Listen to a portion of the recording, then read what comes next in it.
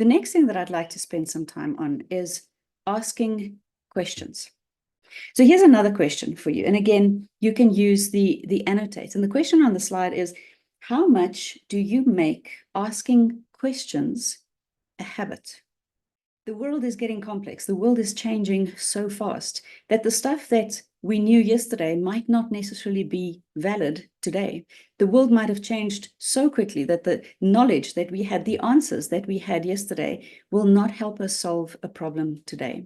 What I want to share with you is sometimes the enemies of questions, the things that can stop us from asking good questions. And you can see them on the next slide. John, you can clear the annotations for us if you don't mind.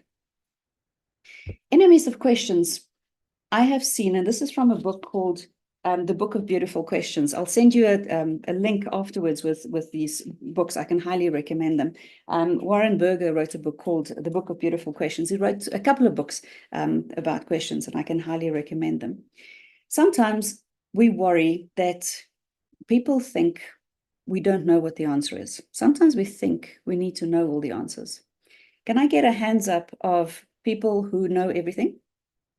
I can't put my hand up either, because there's no way that you can know everything, right? The world is so hectically complex. There's no way that you'll be able to have all the answers. And sometimes we think that we need to appear as if we know. And that might stop us from asking questions. Karen, I see you. I'm going to get to you now. I want to tell you two stories. So I do a lot of coaching for senior managers.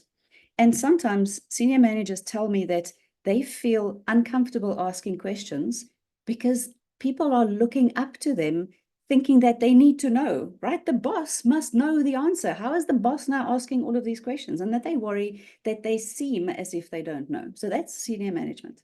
And a couple of years ago, I did a lot of coaching for graduate students just coming out of university, going into their first jobs. And you know what they told me?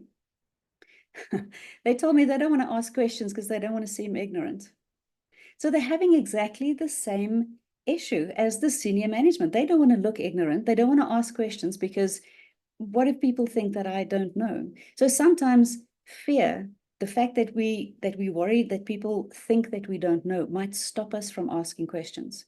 But that being said, we've just said that no one can know everything. And sometimes our assumptions get in the way of us asking those questions.